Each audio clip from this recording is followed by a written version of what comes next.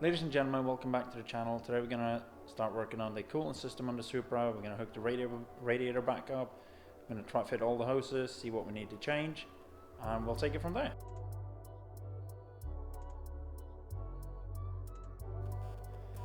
So this is how the radiator sits in the car. As you can see, it's really tight from the water return line and to the water out from the radiator.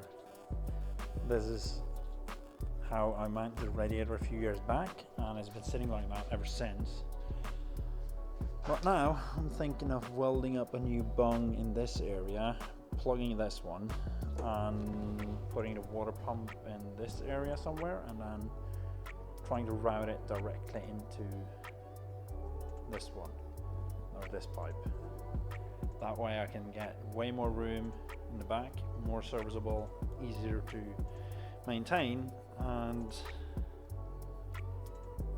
hopefully have a better time working on a cooling system. What I'm also considering now is if I should remove the forward facing legs on this radiator mount, because I don't really think they're necessary, because this part right here is also mounted to the tubular frame in the back, which will give it support forward backwards. So I don't think it's needed anymore. It was needed when the previous owner had the car, because then the radiator was hanging back here, but I changed it because I wanted a little bit more room in case of, or for when I hit something. I didn't want it to break my radiator. That's also why I moved the fuel tank, so that the fuel tank sits, this is about where it stops, and it hangs over that ledge under there. So this is sort of my rough idea now, that I'm going to take water out from here into the water pump somehow, and then forward into the engine through there. Before it was the other way around. This pipe right here was connected to this outlet and then to the engine, but it was a little bit too tight in the back here. The water pump was just hanging freely. So I've decided to try to make a bracket so that I can sit down here on the frame rail.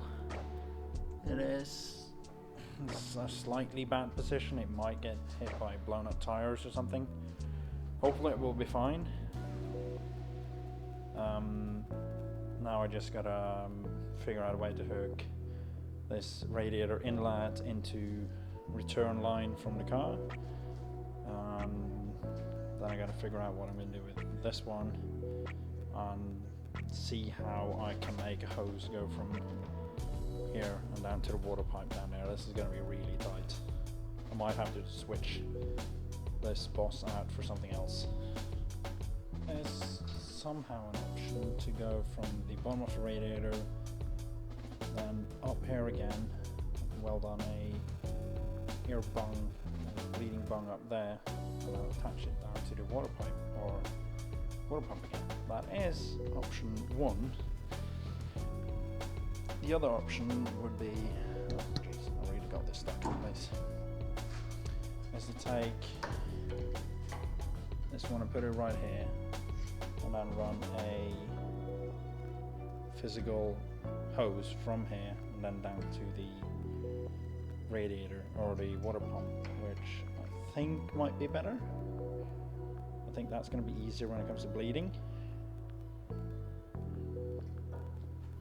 So this is the solution that I came up with for the coolant system.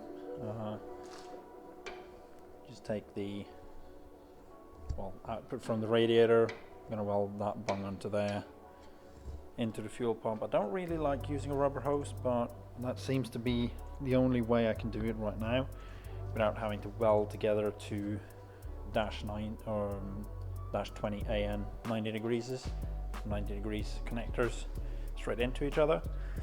Then water is going from the pump through this pipe down below the car and then up into the engine, circulating around in the engine, going back out coming up here and back into the radiator. This might become an air trap of some sort.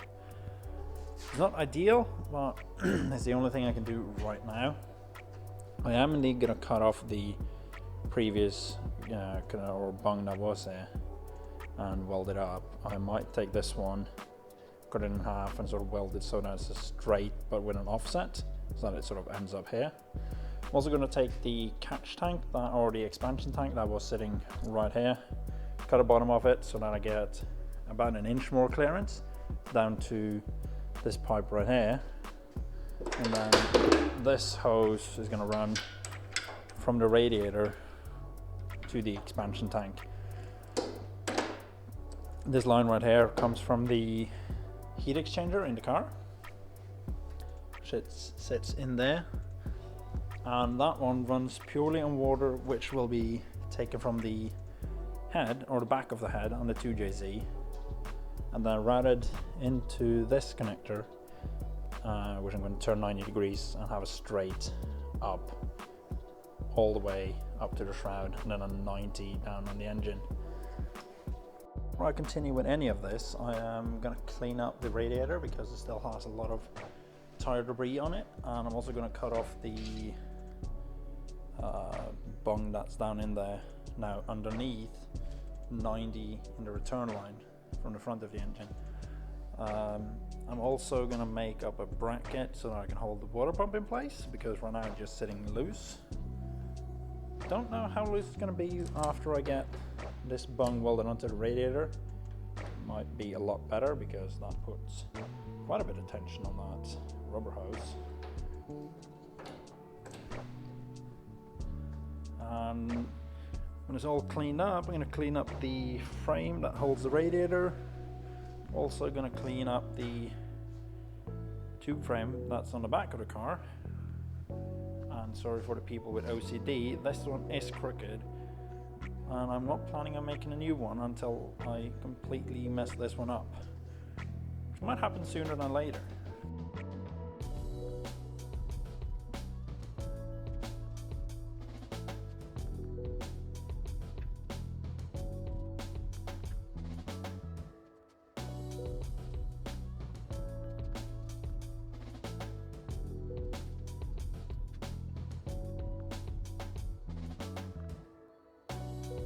Realized that I have another piece of dash 20 hose laying around with a couple of 45 degrees fittings on them, and that is from the previous outlet, or outlet from radiator and into the water pump. But now that I only use this rubber hose with a dash 20 connector and grab onto the threads inside here, I have this one as a spare, if you will.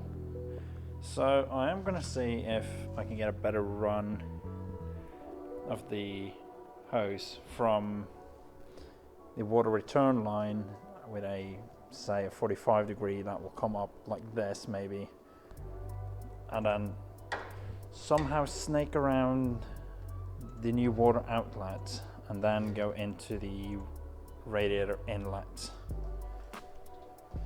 I think this is going to be the solution that I use.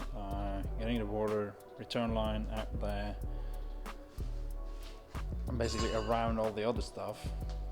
Then of course this one will be welded onto the radiator somehow, and this one I'll weld a new fitting onto the catch tank or the expansion tank, so that and also shorten down the expansion tank so that it sits higher up. So I'll reduce the volume, but hopefully that I won't suffer too much from that. I am also able to make this hose run a bit lower. I have quite good clearance in between the two of them. I never think there's been this much clearance in the trunk of this car ever, because before it was like a puzzle that you had to place one piece in the correct order.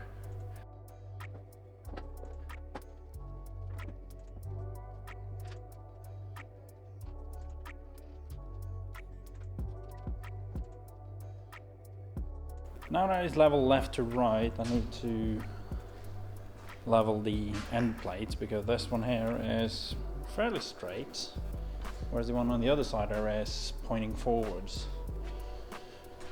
You can see by, yeah, this one is 86.6, 86.9 degrees, and this one right here is almost 90, depending a bit where I measure it, but almost 90.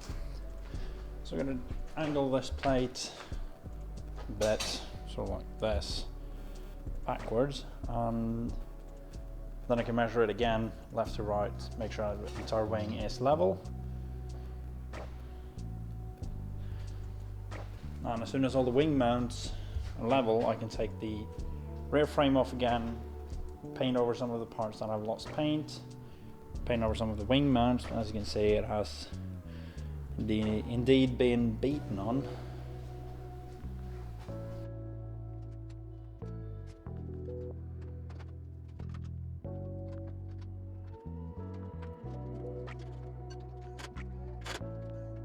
That's where I'm going to end off today's video. We got a lot of stuff done.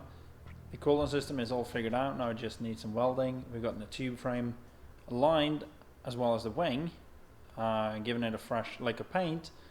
So now that it's drying, I'm going to go home and eat. See you guys in the next one.